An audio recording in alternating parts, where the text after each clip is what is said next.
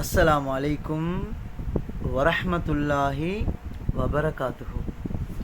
அன்பார்ந்தவர்களே, நபி ஸல்லல்லாஹு அலைஹி வஸல்லம் அவர்கள் சொன்னார்கள், எங்கட உடம்பில் ஒரு சதை துண்டு இருக்கு, அது சீரானால் முழு உடம்பும் சீராகும், அது கெட்டு போனால் முழு உடம்பும் கெட்டு போகும்.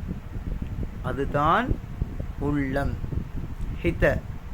ஹார்ட். அன்பார்ந்தவர்களே, எல்லா அமல்களையும் ஒரு தட்டில் வச்சு நற்குணத்தை மட்டும் இன்னொரு தட்டில் வச்சா இந்த நற்குணமுடைய தட்டு தான் பாரமாக இருக்கும், கனதியாக இருக்கும். அன்பார்ந்தவர்களே, யார் நற்குணத்தோடு வாழ்வாங்களோ அவர்களை அல்லாஹ் அதிகமாக விரும்புவான். அது மட்டுமல்ல, அவர்களுக்கு எந்த ஆபத்தையும் அல்லாஹ் கொடுக்க மாட்டான். அது மட்டுமல்ல, அவர்கள் லேசாக சுவர்க்கம் போவார்கள்.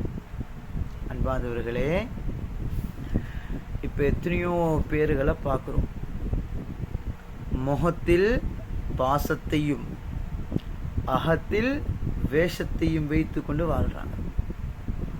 உதட்டில் சிரிப்பையும் உள்ளத்தில் வெறுப்பையும் நெருப்பையும் வைத்து கொண்டு வாழ்கிறாங்க.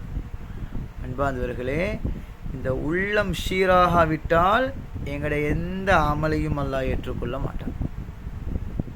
அன்பார்ந்தவர்களே, இந்த உள்ளம் சீராகுவதற்கு ஒரு துவா இருக்கு. இந்த துவாவை நபி ஸல்லல்லாஹு அலைஹி வஸல்லம் அவர்கள் அதிகமாக சுஜூதில் கேட்பாங்க, ஓதுவாங்க. அது என்ன துவா?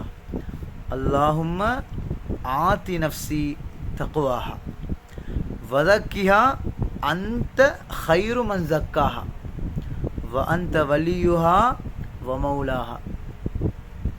அல்லாஹும்ம இறைவா, ஆதி நஃப்ஸி தக்வாஹா, என்னுடைய உள்ளத்துக்கு தக்குவாவை, இறை அச்சத்தை தந்துடு.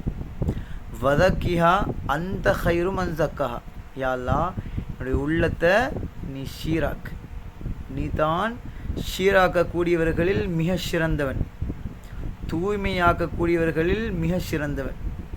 வ அந்த வலியுஹா வ மௌலாஹா, நீ தான் அதனுடைய பொறுப்புதாரி, அதனுடைய தலைவன். அன்பார்ந்தவர்களே, இந்த துவாவை நபி ஸல்லல்லாஹு அலைஹி வஸல்லம் அவர்கள் அதிகமாக சுஜூதில் ஓதுவாங்க. அதனால் இந்த துவாவை பாடமாக்கி அதிகமாக ஓதி வாருங்கள்.